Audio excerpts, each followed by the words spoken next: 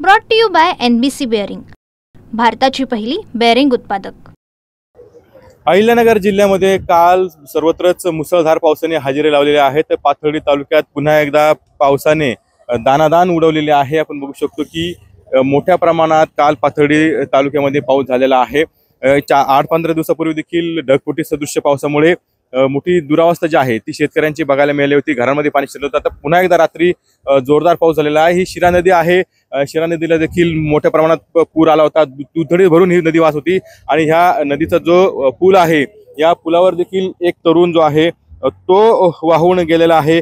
अतुल रावसाहेब शेलार, वय 31 असं ह्या तरुणाचं नाव आहे आणि ह्या पुलावरती तो रात्री येत असताना वाहून गेलेला आहे। आपण बघतो की ही सगळी नदी आहे याच्यावरती जे बंधारे जे आहे ते देखील वाहून गेलेले आहे आणि या ठिकाणी शेतीचं देखील मोठं नुकसान जे आहे ते बघायला मिळतं आहे। खरं तर अनेक दिवसापासून हा पाऊस जो आहे तो असा पडलेला नव्हता आणि पहिल्यांदाच इतक्या मोठ्या स्वरूपात पाऊस पडल्याची भावना जी आहे ते शेतकरी बोलून दाखवत आहेत। काही शेतकरी आपल्या सोबत आहेत। काय सांगा कशा प्रकारचं नुकसान झालेलं आहे? शिरापूरला भरपूर नुकसान झालंय। हे साटाई वाडा आणि डंभीर वाडा याचं पाणी भरपूर आल्यामुळं शेतीचं नुकसान झालं।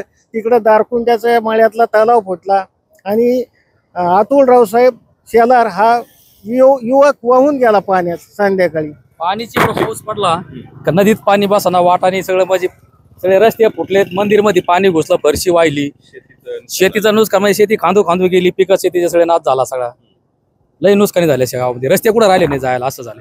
हा असा पाऊस कधी पडला होता का? कधीच नाही, 50 वर्षापूर्वी झाला होता। लोक घाबरून गेले सध्या। निश्चित बघतो की असा पाऊस जो आहे तो 50 वर्षात पडला नाही अशी भावना जी आहे ती शेतकऱ्यांनी व्यक्त केलेली आहे। त्यामुळे या पावसामुळे शेती असेल, जनावरे असेल, तसेच ह्या ठिकाणी बंधारे जे आहेत ते देखील वाहून गेलेले आहेत। त्यामुळे मोठं नुकसान जे आहे ते या पावसामुळे झालेलं आहे। त्यामुळे कुठेतरी आता मदतीची अपेक्षा जी आहे ते शेतकरी करत आहेत। कॅमेरामॅन कसं Kunal Jaykar, TV9 Marathi, Ahilyanagar. Brought to you by NBC bearing, भारताची पहिली बेअरिंग उत्पादक।